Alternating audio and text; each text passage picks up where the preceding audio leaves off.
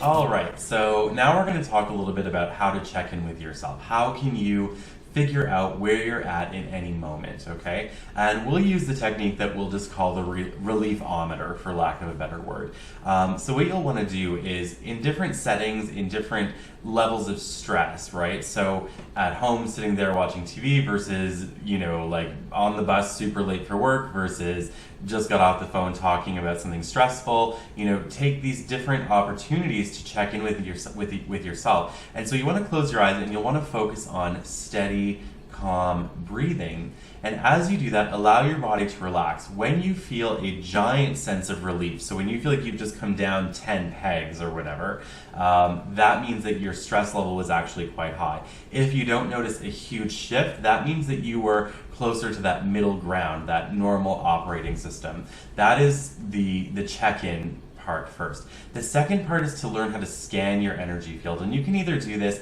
physically if you are more of a feeler, if you're more of a seer or a hearer or a knower, and this of course is talking about psychic ability and transpersonal ability, you can actually visualize your aura, visualize your energy field, or feel in your body if there's a place that you're holding tension or an awareness of stress. And the second part will be then to relax that, and that is getting your baseline state or getting closer to your baseline state. So that is part one. That is the first thing that you'll want to do when you're embracing the idea of clearing up the shadow, opening up the time capsules, and all of that. The second thing that you'll want to do is begin to look for or see the gift in every opportunity of stress, okay? Because there is nothing useless about any part of our lives. Even the hard stuff is useful stuff, guys. So what you want to do is take the next opportunity that you can, that's challenging, that's stressful, that makes your inner lions roar or fight with each other, depending on what's going on.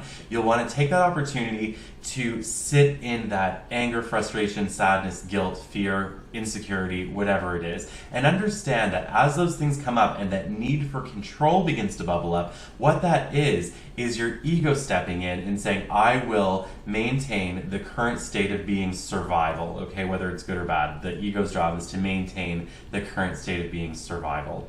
And you'll feel that need for control, that need for defense. And what you'll want to do in that moment is go back to that relief-ometer exercise. You'll want to go back into that take a moment and sit in it kind of viewpoint. And as you do that, you'll feel that stress in your body. And when you do that check-in of your auric field or the check-in of your energy field, you'll begin to really feel like, okay, I hold this stress here or here or here or behind my ears or wherever it is that you're drawn. And what you want to do in that moment is consciously begin to relax, okay? You'll want to consciously begin to relax that area. And what people notice when they do that is oftentimes an emotional release becomes available. It becomes a time where emotions begin to bubble up, and you might even get memories coming up that are bizarre, things that happened when you were 5 years old that didn't seem significant, but still was an anchoring point for all of these triggers, an anchoring point for this fragmented energy to become your primary operating system.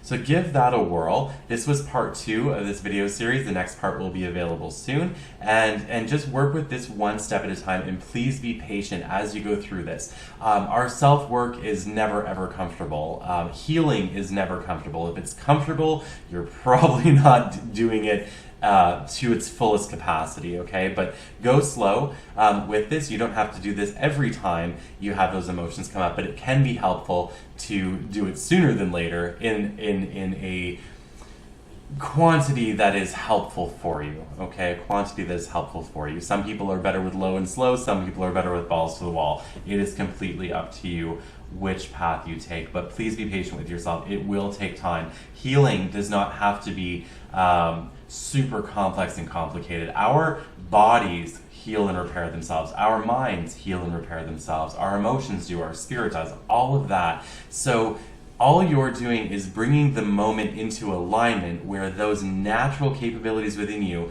have the full floor to work, right? You're giving them the full floor to do those emotional, mental, physical, spiritual, energetic repairs. And I'll leave you with that, and many blessings to you. Take care.